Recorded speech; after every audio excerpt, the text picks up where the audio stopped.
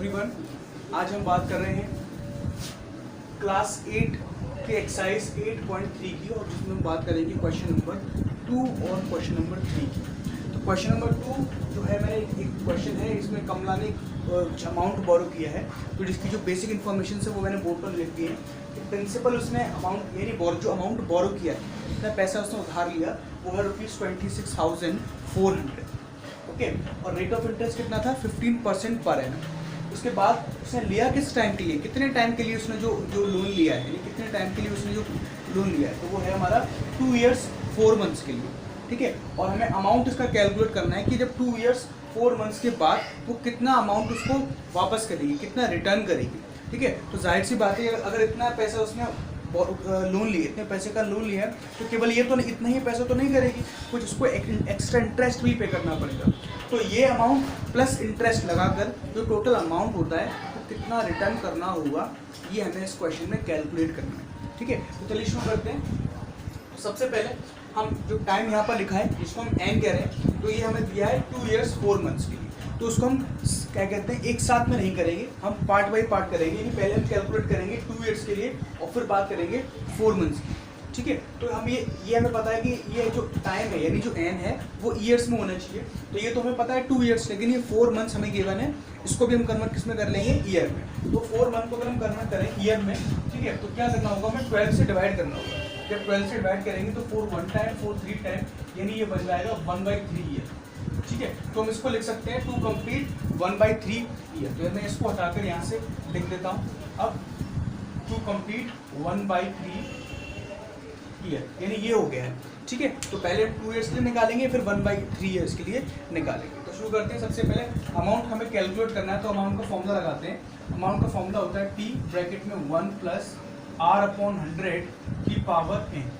ठीक है, तो यहाँ पर अभी हम n जो कैलकुलेट करने वाले हैं, 2 लगाने वाले हैं 2 years के लिए। ठीक है ना, तो हम चाहें तो लिख भी सकते हैं अमाउंट फॉर 2 years।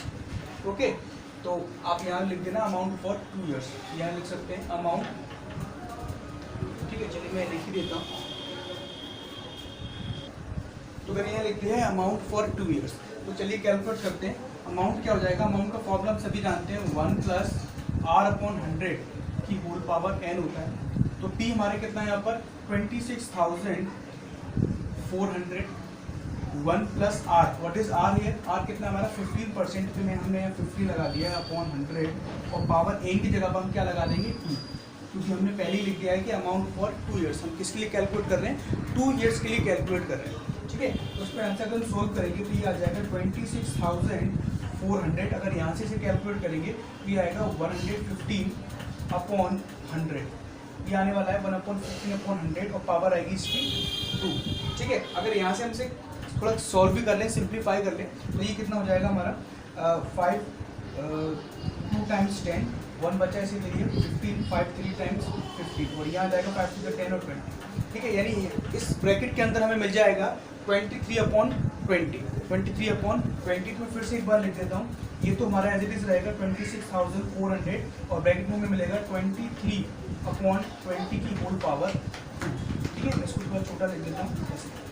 तो 23/20 की होल पावर 2 हो जाएगा। ठीक है, तो चलिए थोड़ा सा यहाँ भी सॉल्व कर लेते हैं। तो ये हमारे पास है 26,400 इंटू, अब इस 23/20 को लिख सकते हैं हम 2 टाइम्स, क्योंकि पावर कितनी दी है हमें? 2। तो यहाँ लिख देंगे हम 23/20 इंटू 23/20। तो उसको मैंने 2 टाइम्स लिख दिया यहाँ पर, 1 टाइम 2 टाइम, क्योंकि इसकी पावर कितनी थी यहाँ पर? 2। ये पावर 2 थी, इसलिए 2 टाइम्स लिख दिया। अब इसे कैलकुलेट करते हैं, तो 10 10 2 0 होगा से ये 2 0 तो हो जाएंगे कैंसिल। अब इनसे भी कैंसिल कर लेते हैं, तो ये 2 1 टाइम, तो ये हो जाएगा 2 1 2, 2 3 6, 2 2 4, और फिर 2 1 टाइम, 2 6 12। ठीक है, और 2 6 12, यानी ऊपर हमें मिल गया है 66 इंटू 23 इंटू 23। अब हमने इन्हें तीनों का मल्टीप्लाई कर देना है बस। तो मैंने इनका मल्टीप्लाई भी कर लिया है। मल्टीप्लाई के बाद मुझे मिला है इसका अमाउंट 34914। ठीक है, ये हमें अमाउंट मिल गया है, लेकिन ये अभी किसके लिए है? ये केवल 2 years के लिए 34914, करेक्ट है। ठीक है, ये केवल 2 years के लिए है।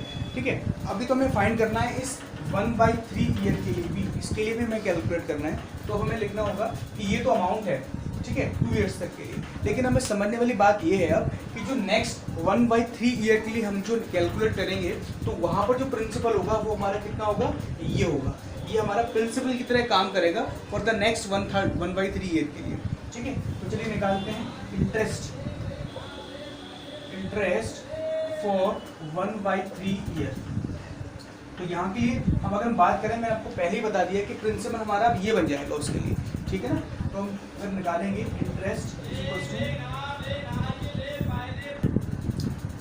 तो यहाँ से हम फॉर्मूला लगाएंगे principal into rate into time upon 100। तो मैं ब्रैकेट में यहाँ लिख देता हूँ कि जो प्रिंसिपल है हमारा वो कितना है, प्रिंसिपल हमारा यहाँ पर अब ये वाला आ जाएगा इधर, यानी कि मैंने एरो बना दिया इधर, तो आपको थोड़ी हिंट मिल जाएगी। 34914 ये हमारा प्रिंसिपल है इस फॉर्मूले के लिए। ठीक है ना, ये फॉर्मूले में इंक्लूड नहीं है, इसकी वैल्यू मैंने आपको बता दी है। तो यहाँ से हम इसको लगाएंगे अगर, तो हो जाएगा 34914 इंटू रेट तो हमारा सेम रहेगा 15 इंटू टाइम हम लगाएंगे 1/3 और यहाँ पहले से हमें लगाना है 100। ठीक है ना, इसको थोड़ा ठीक कर देता हूँ। अब इसे हम सॉल्व कर लेंगे यहाँ से, तो सॉल्व करने के बाद जो हमें यहाँ से इंटरेस्ट मिल जाएगा। ठीक है, तो थोड़ा सिंप्लीफाई भी कर सकते हैं इसको। ये हो जाएगा 3 1 टाइम 3 5 टाइम्स 15 और ये 5 1 टाइम, ये अब 5 1 टाइम 5 टू द 10 और 0, यानी हमारे पास न्यूमरेटर में बचा है केवल 34914। मैं यहाँ लिख देता हूँ 34914 अपॉन में हमारे पास 20, तो उसको केवल डिवाइड कर लेते हैं बस। तो यहाँ से हमें इसका इंटरेस्ट मिल जाएगा ₹1745.7। एक्चुअली कैलकुलेटर से कैलकुलेट कर लेता हूँ जिससे कि थोड़ा जल्दी हो जाए। ठीक है, तो ये हमें इंटरेस्ट मिल गया है।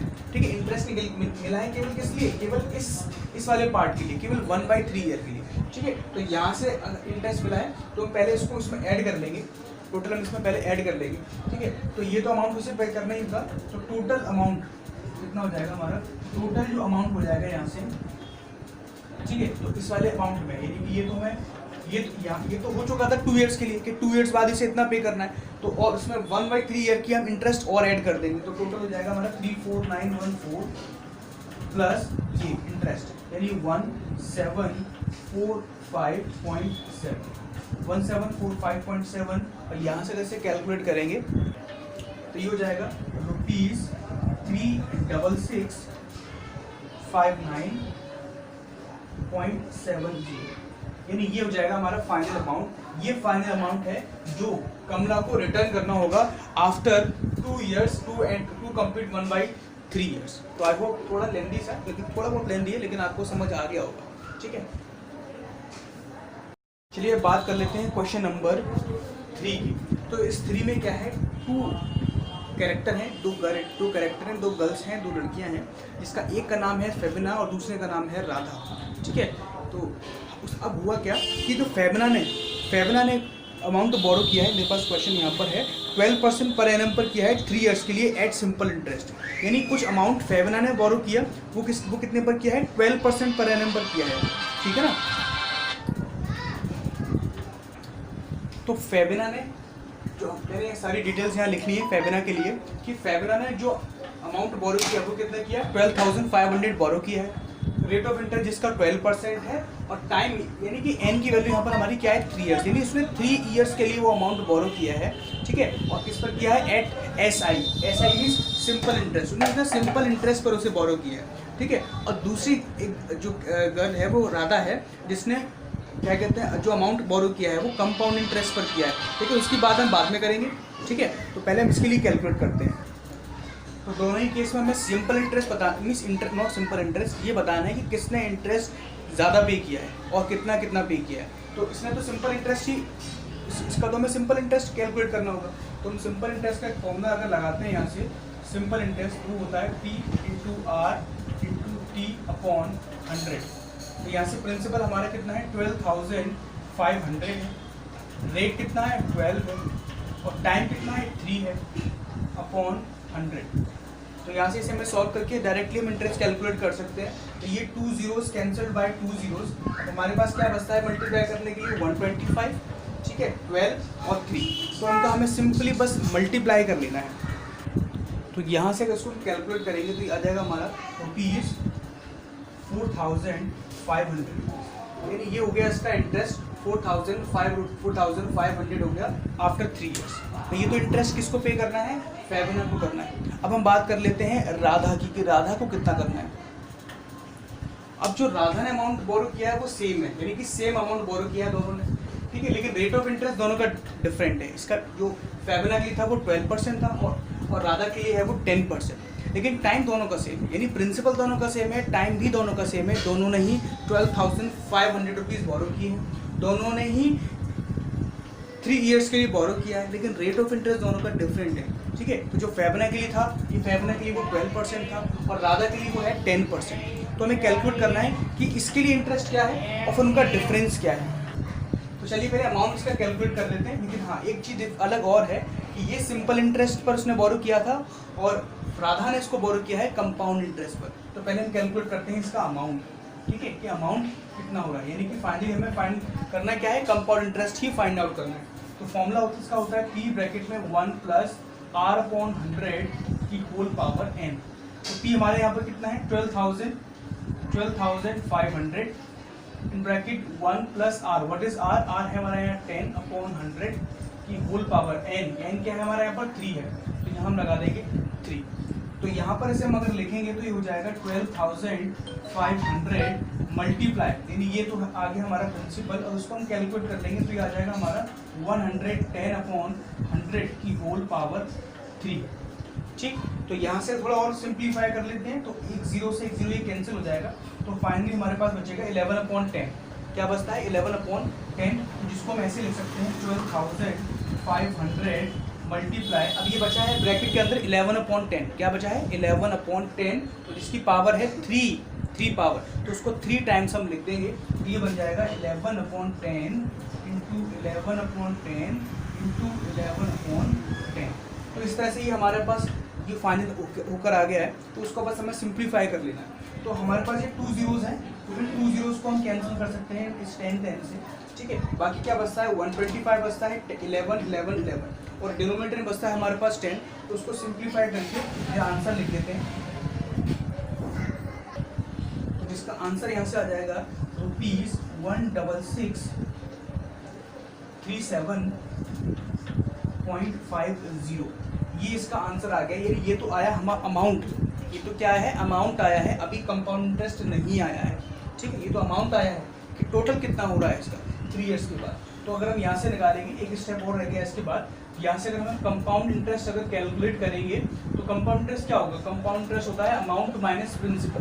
कंपाउंड इंटरेस्ट का फॉर्मूला क्या होता है अमाउंट यानी अमाउंट क्या है, अमाउंट ये है, ये अमाउंट है, तो अमाउंट माइनस हो जाएगा प्रिंसिपल, और प्रिंसिपल है ये, तो ये लिख लेते हैं, ये हो जाएगा 166,166,37.50। मैं नीचे ही लिख देता हूँ 12,000, थोड़ा बड़ा करके लिख देता हूँ शायद आपको समझ ना आए, ठीक है। तो ये हो जाएगा 166,37.50 और माइनस 112,500.00, यानी यहाँ तो कुछ था ही नहीं, तो हम इसे सिंपली सब्ट्रैक्ट कर लेते हैं। अगर इसको सिंपली सब्ट्रैक्ट करेंगे यहाँ से तो ये मिल जाएगा हमें 50.7 का 733 6 - 5 1 6 - 2 होता है हमारा 4, यानी हमें पे करना होगा 4,137.50, यानी ये अमाउंट ये है कि हमारा इंटरेस्ट है।